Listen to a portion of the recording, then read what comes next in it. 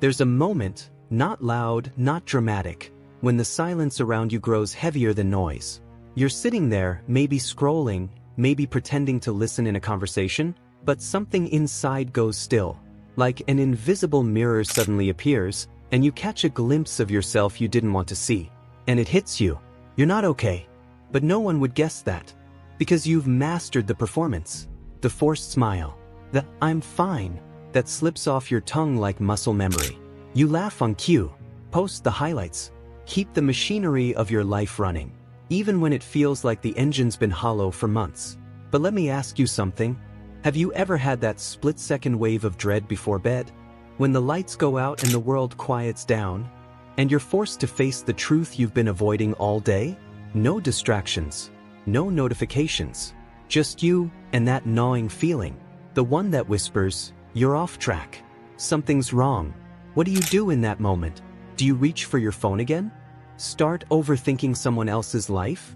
Do you shove that feeling down like you always do and tell yourself, "Tomorrow I'll fix it"? But you don't. Because deep down, you're not sure where to start. Or worse, you're not sure who you are anymore, without all the coping mechanisms you've layered on to survive. Let me ask you something real. When was the last time you cried without knowing exactly why? When did you stop feeling excited about anything? Why do you feel like you're watching your own life through a screen, even when you're in the middle of it? We live in a culture of pretending. We blur the truth behind filters, status updates, motivational quotes. But behind all of that, there's a quiet war going on inside millions of people. And no one wants to admit it, because that would mean confronting the possibility that the life they've built might not be the life they actually want. And maybe that's where you are right now, trapped in the in-between, too scared to unravel the lie, too tired to keep performing. But here's the thing, pretending you're okay is not strength. Enduring silence and calling it peace is not growth. And avoiding your truth to protect others from discomfort is not noble, it's self-erasure. There is a version of you screaming to be heard under the surface. Not the curated, composed self the world applauds. I'm talking about the you who remembers what it was like to feel alive. The you that's still raw, vulnerable, honest, and buried. You know it. You felt it. In those quiet, unbearable moments when no one's watching. Let me ask you, seriously, stop and feel this. Stop sign what's one thing you've been pretending isn't affecting you? Really? What are you pushing down? A heartbreak you never processed? A version of yourself you abandoned? A truth you've never dared to say out loud? Right now, type it out. Share it. Put it in the comments. Say what's actually happening in your life. You'd be surprised how many others are carrying the same unspoken weight.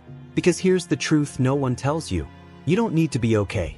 You need to be honest. That's where this begins. Not with fixing. Not with positive vibes. But with truth. The kind that cracks through the shell you've built around yourself. But the question is, are you brave enough to look? And if you are, let's go deeper. Because the lie you're living isn't just hurting you. It's shaping your entire reality. And the longer you pretend, the more it eats away at your soul. In the next part, we'll go where most never dare. We'll uncover why we build these lies in the first place. And why escaping them feels like death, but is actually rebirth. You weren't born dishonest with yourself. You came into this world with raw instincts. You cried when you needed, reached out when you felt afraid, expressed joy without hesitation. There was no mask, just presence, just truth. And then, something changed. Little by little, the world began to teach you that some emotions weren't welcome. That honesty, if it didn't make people comfortable, was dangerous. That vulnerability wasn't strength, it was weakness. And so you adapted. You started to lie. Not maliciously, not out of choice, but out of survival. You lied when you smiled during pain. You lied when you said, "I'm okay," with a broken heart. You lied when you convinced yourself that fitting in was more important than being whole. And somewhere in that process, you lost access to something sacred. Your inner compass, the thing that tells you what's real, what's meaningful, what actually matters to you. Psychologist Carl Jung called this the shadow. The parts of ourselves we exile in order to be accepted. All the things we repress because they don't fit the image we've been taught to project. You hide your anger because good people aren't angry. You hide your sadness because you should be grateful. You hide your confusion because, by this age, you should have figured it out. But hiding isn't healing, and silence isn't peace. Let's be blunt. Most of us aren't okay because we've internalized a war between our real selves and our ideal selves, and the ideal self is winning, but at a devastating cost.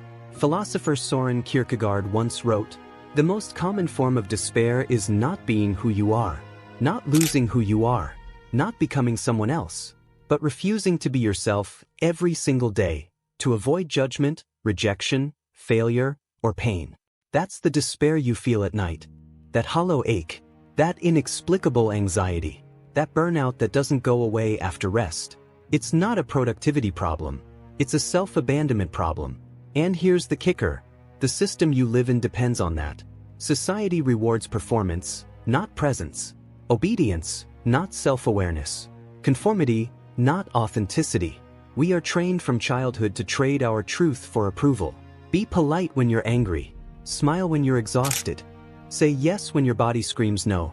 By the time you're an adult, you've become so conditioned to betray yourself, you don't even realize you're doing it. Let me ask you something now, and answer it honestly. When did you start confusing being liked with being safe? At what point did approval become your oxygen? When did silence become your strategy for staying alive? Because that's what it is, right? Silence, numbness, shrinking. It's all armor. Armor you built in a world that taught you being too real was dangerous. And the tragedy? The armor that once protected you is now the cage that suffocates you. Now, let's go deeper. Sigmund Freud believed the unconscious mind holds the truths we don't want to face. That your behaviors, patterns, addictions, and relationships are all shaped by what you're unwilling to confront. So the more you lie to yourself, the more chaos you invite into your life without realizing it. Look at your patterns. The relationships that drain you. The habits that numb you. The thoughts you replay every single day. They are not accidents. They are symptoms of the lie. You say you're strong, but your body is collapsing from stress. You say you're successful, but you feel like an imposter. You say you're at peace, but you can't sit in silence without spiraling. So here's the brutal truth. Direct hit: you can't fix what you refuse to feel. Direct hit: you can't heal what you won't admit exists. Direct hit: you can't become whole by editing out the parts that don't look good. And the longer you avoid it, the more you suffer. But suffering, as Nietzsche said, isn't always your enemy. One must still have chaos in oneself to give birth to a dancing star. Your chaos isn't a curse. It's a compass. That feeling you've been running from? It's not there to torment you. It's trying to wake you up. And this moment, right here, might be your invitation to finally stop running. So I'll ask again, stop sign: what part of you have you exiled to survive? Call it out. Give it a name. It's time to bring it back. Because without it, you're just a ghost in your own story, haunting a life that doesn't belong to you. In the next part, we'll uncover the true cost of this self-abandonment. Not just inside you, but in everything you touch, relationships, purpose, identity. You'll see how deep the damage really goes. And once you see it, you won't be able to unsee it. There's a strange kind of suffering that no one talks about. The kind where everything looks fine, on paper, in photos, even in casual conversation, but something underneath is slowly collapsing. Quietly, invisibly. And the scariest part? You've gotten used to it. You've learned to live with a low-level ache you can't quite name. You laugh, you work, you post, you survive. But joy? The connection? You haven't felt those in a long time. Not really. This is the cost of lying to yourself. Not in one big dramatic moment, but in 1,000 tiny ones. Each time you say yes when you mean no. Each time you swallow your truth to keep the peace. Each time you shrink to fit someone else's comfort zone. You lose a piece of yourself, and over time, what's left isn't you. It's a persona, a puppet held together by fear, performance, and silence. But this doesn't just stay inside you. It spills out. You think you're protecting people by hiding your pain. But what you're really doing is offering them a false version of you, one that's easier to digest, but incapable of true connection. So your relationships feel hollow, surface level, performative. You might be surrounded by people, yet feel completely alone. Because if no one truly knows you, even their love doesn't feel real. How could it? They're not loving you. They're loving the version of you you've been rehearsing for years. And eventually, the resentment sets in. You start resenting others for not seeing you. But how can they? You never let them. You start blaming them for not asking the right questions. But the truth is, you never gave honest answers. You've built a wall and called it protection. But what it really is isolation. Lying to yourself doesn't just break your spirit, it breaks your brain. Neuroscience has a term for this: cognitive dissonance, the psychological stress that comes from living out of alignment with what you actually feel or believe. And the symptoms? Brain fog, chronic fatigue, emotional numbness, anxiety that doesn't make logical sense, sudden mood swings that seem to come from nowhere, but they do come from somewhere. They come from years of repression, from parts of you screaming to be acknowledged, from pain that was never processed, only postponed. You might say, I don't know why I'm so tired all the time. But maybe you're not tired from doing too much. Maybe you're tired from being someone you're not. And your mind knows it. Your body knows it. Your soul definitely knows it. Here's the darkest twist. The longer you lie to yourself, the more you forget what the truth even was. You wake up one day and realize, you don't actually know what you want anymore. You don't remember what used to light you up. You've worn so many masks for so long that your real face feels foreign. And this is how people lose themselves. Not in one tragic event, but through years of micro-abandonment. You forget the sound of your own voice. You forget how to feel without guilt. You forget how to choose without fear of judgment. And here's the paradox. You've spent all this time trying to be loved, but you've made yourself invisible in the process. Let me pause and ask you something that might sting. When was the last time you made a decision that was entirely your own, not influenced by what others wanted, expected, or assumed? Think about it. How often do you live for them and call it being good? How often do you ignore yourself and call it being strong? You are not strong for enduring a life that drains you. You are not wise for pretending you're not breaking. You are not mature for silencing your needs to make others comfortable.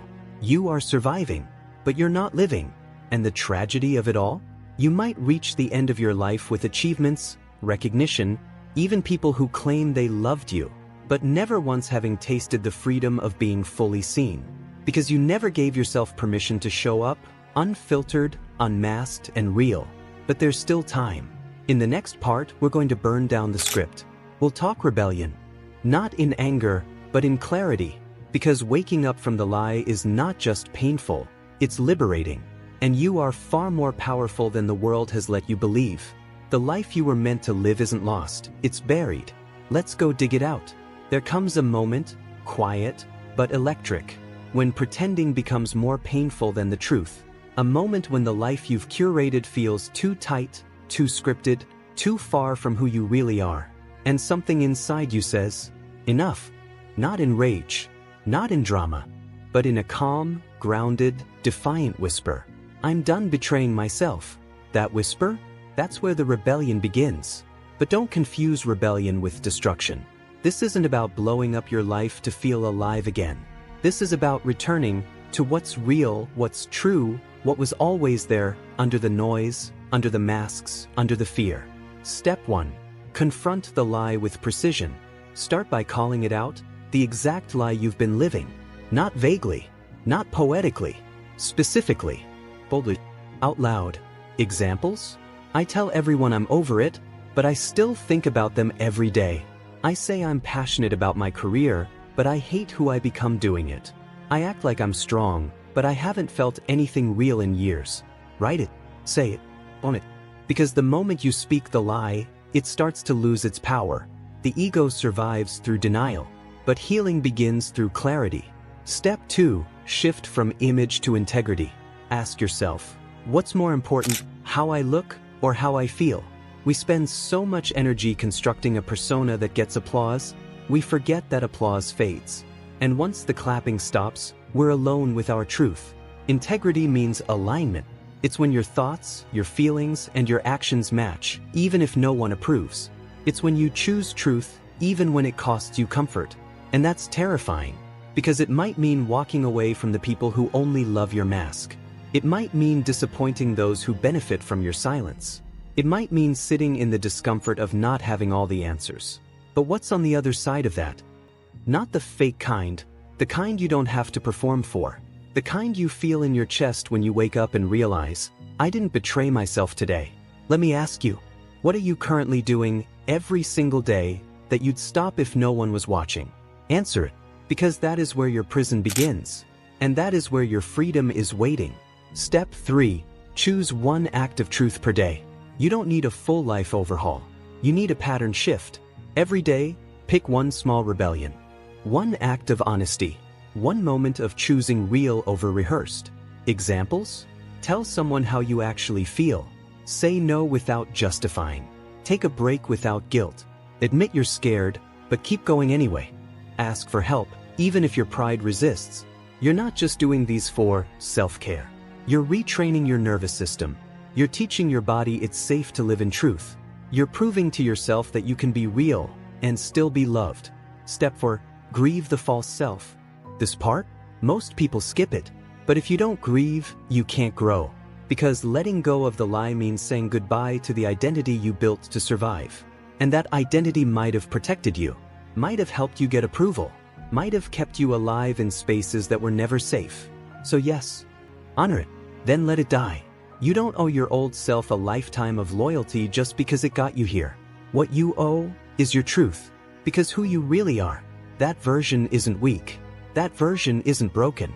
That version is buried beneath performance and aching to come back to life. Psychiatrist Viktor Frankl, who survived the Nazi concentration camps, once said, "When we are no longer able to change a situation, we are challenged to change ourselves." His rebellion wasn't loud. He couldn't escape. He couldn't fight the system. But internally, he chose meaning. He chose to live from the inside out, even in the face of death. That's what this is. Not an external revolution, but an internal defiance. A choice to no longer abandon yourself, no matter the cost. You don't need a new life. You need a new relationship with yourself. And that starts now. In the next section, we go to the final truth, the one that changes everything. The realization that transforms your suffering into something sacred. Not to make it pretty, but to make it free. Because once you see this final piece, you won't just survive. You'll awaken. There's a moment, subtle, almost invisible, when the pain doesn't disappear, but it stops defining you. When the shame loses its grip. When the mask falls, not in some grand spectacle, but like autumn leaves, quietly, beautifully, inevitably. And in its place, something ancient begins to return. Not the you that performed to be loved. Not the you that adapted to survive. But the original you, the one you abandoned to belong. And here is the ultimate, most hauntingly beautiful truth. You were never broken. You were only buried. You didn't lose yourself. You left yourself, piece by piece, moment by moment, in exchange for acceptance, safety, control, success. Whatever the world promised would make the emptiness go away. But the world lied. And maybe deep down you always knew. Because no matter how much you achieved, you still felt hollow. No matter how many followers you gained, you still felt unseen. No matter how hard you tried to feel enough, you still fell asleep with that quiet ache. And now here you are, on the other side of the lie, staring into the raw, unfiltered mirror of your soul. And for the first time, you see clearly. Not because everything got better, not because your trauma disappeared, but because you stopped running from yourself. You turned around, faced the storm, and said, "I'm still here." That's it. That's the rebirth. It doesn't come with fireworks. It comes with surrender. Not a dramatic transformation, but a return to honesty, and honesty is sacred. You are not the story you were given. The world gave you a script. Be likable. Be efficient. Be strong. Be quiet. Be perfect. Burn it. Your life is not a performance. Your purpose is not productivity. Your worth is not based on what you can prove. You are not here to be understood by everyone. You are not here to fit into systems that make you small. You are not here to carry pain that isn't even yours. You're here to come home to yourself. And the real you? The unfiltered, unpolished, unafraid version? That version is enough. Even with the scars. Even with the questions. Even with the chaos. Especially with the chaos. True strength is not holding it together. True strength is falling apart with grace, and choosing to feel instead of flee. It's crying without shame. It's being honest without needing permission. It's showing up in your truth even when no one claps. It's saying, I don't have it all figured out, but I'm not hiding anymore. That is power. That is rebellion. That is awakening. Now take a breath. Not a shallow, distracted breath. A real one. Through the nose. Deep into the chest. Hold it. Let it go. Now ask yourself, what truth have I been avoiding that I already know? Say it. Whisper it. Write it down. Share it below. You don't have to explain. You don't have to justify. You just have to be real. Because your story, in its rawest form, might be the mirror someone else desperately needs. And when we all stop pretending, we all start healing. The lie is seductive. It promises safety, admiration, and peace. But truth, raw, soul-shaking truth, offers something greater. Freedom. And freedom? That's what you were made for. So stop lying to yourself. You know you're not okay. But now you also know what to do about it. Put your truth into words. Let someone else know they're not alone. And if you're ready, share this with someone who's still pretending. Because the world doesn't need more perfection. It needs more honesty. It needs more you.